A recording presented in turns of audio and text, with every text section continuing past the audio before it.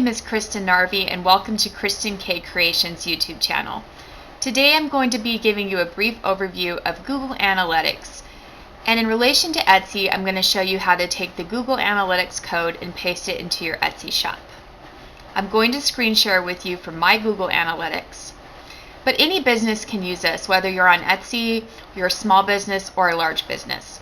The process is just a little bit different with the code, but it's really important as a tool to use for your store. So now I'm going to switch over to screen sharing. So welcome to Google Analytics.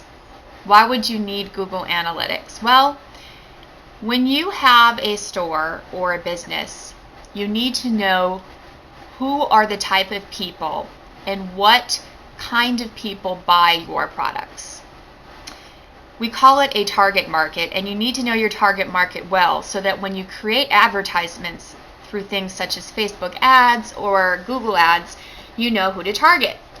Google Analytics collects all that data for you and makes report cards that tells you exactly who's buying from you, the demographics, the gender, the age, the time of the day, and you can create many different properties, views, and filters. Now, I will admit this can be quite intimidating if you're a beginner and you look to the left and see acquisition and audience and all these things and you don't have a clue what to do.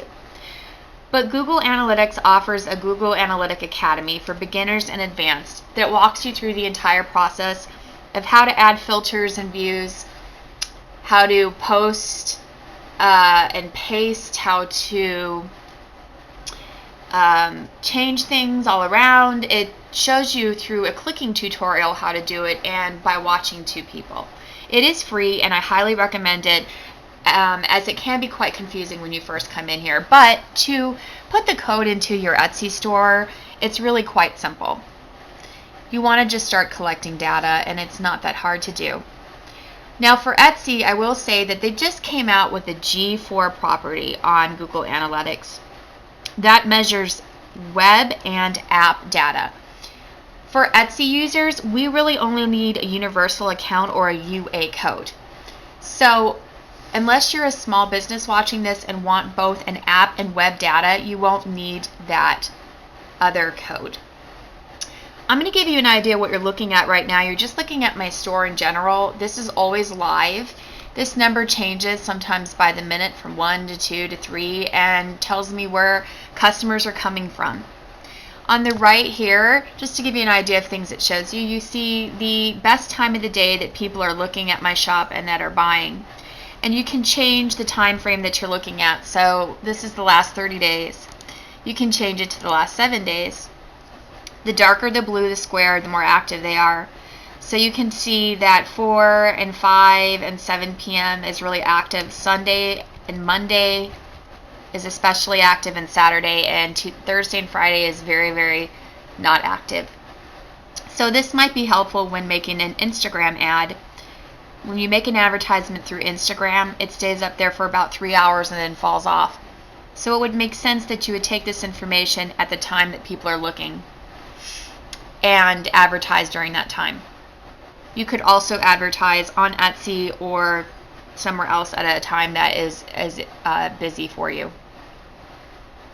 You can find out through over here on the left side your traffic channel where people are coming from. For me, social media is my main stream of traffic where people are finding me. There's organic search, direct, paid search. It will show you a graph on where your traffic is coming from and maybe where you would want to change things so you could get found more in organic search, for example. And as you can see, my landing page is the most busy, and every listing on my Etsy page underneath that is how in order people are seeing things. Active users has gone up quite a bit in 30 days, and 71.8% on this right wheel come from a mobile device, second a tablet, and third a desktop. There's actually even on Facebook ad a category called mobile users only, and I click it all the time so that when I make an advertisement, I'm targeting only people who are shopping on their phone because most people do shop on their phone. Another example under customization and dashboards, you'll see charts up here.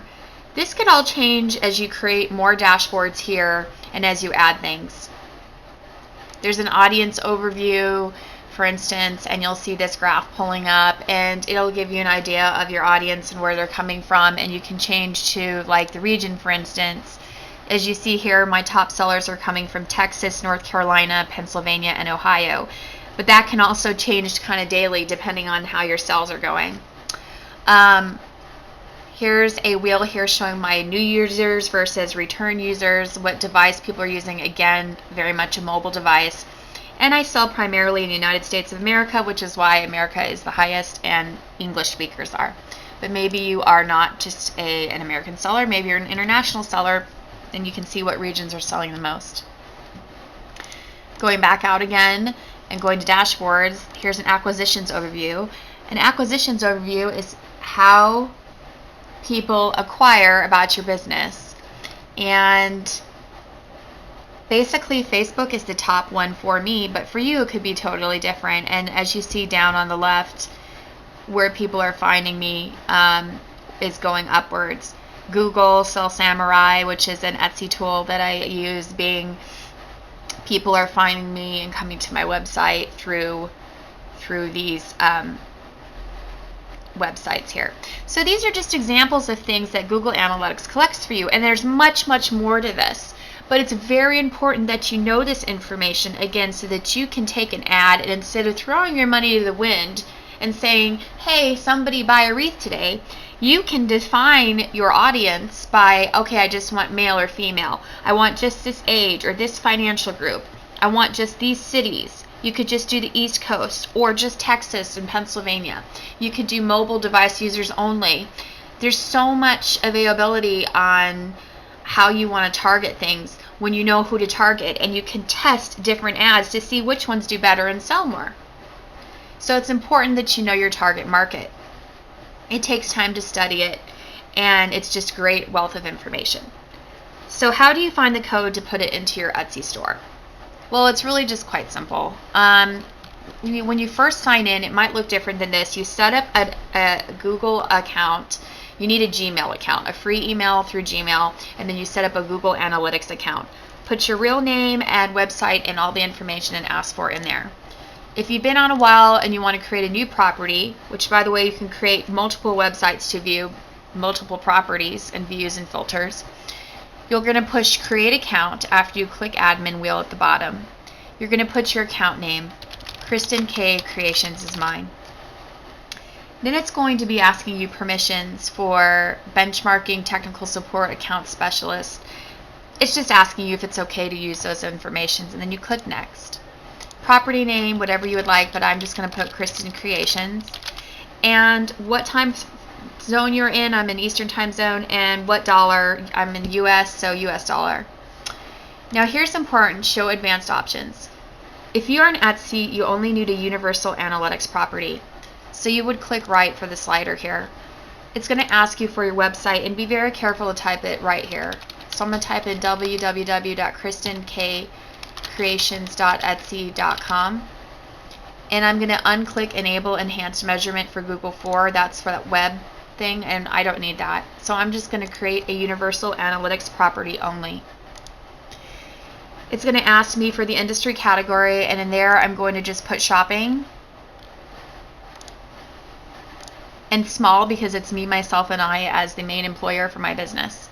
It is then going to ask you why you want to use Google Analytics. What's your interest? I usually click them all. You can click 1, 2, 3, or all of them, whatever you want, because I like to see the most information that I can. And then you click create, and then it will create a property for you. The Etsy property number is right here. It starts with an UA. You can simply copy and paste it by right clicking, or write it down. When you go to Etsy,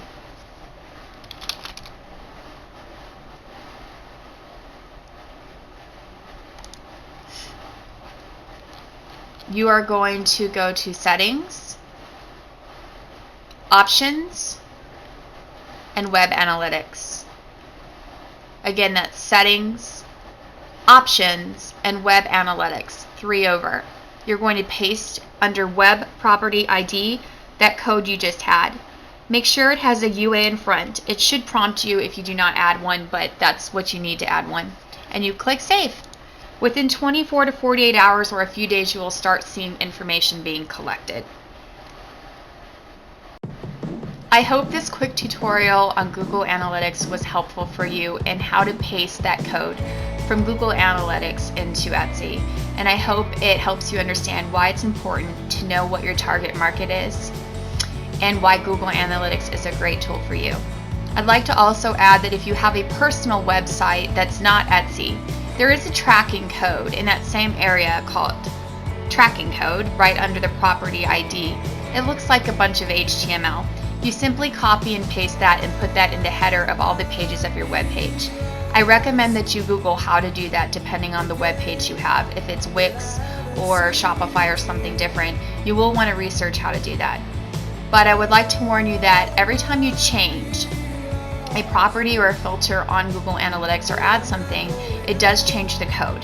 So you might really want to make sure that you have your Google Analytics set up pretty well before you paste the code in, unless you're willing to go back and change the code. And you want to research how to do that on the other web pages that require that longer HTML code.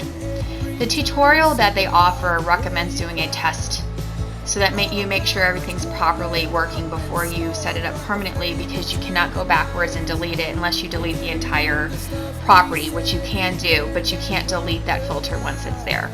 For instance, you can create a filter that only counts external data coming in and not every time you're clicking your own web page. So be careful how you set it up and make sure that you know that it does change the code every time that you add something, and you'll need to go back and change it if you do change something. I hope that's helpful. If you're interested in more lives, I do free lives weekly, most weeks, on Facebook. My Facebook page is Kristen K Creation, just like my Etsy page is, where I sell wreath products and do one-on-one coaching. If you're interested in one-on-one Etsy coaching, I have different packages there, and I will put that in the description as well. I hope you have a blessed day, and I hope this was very helpful. Thank you, and please like and subscribe if you enjoyed this video.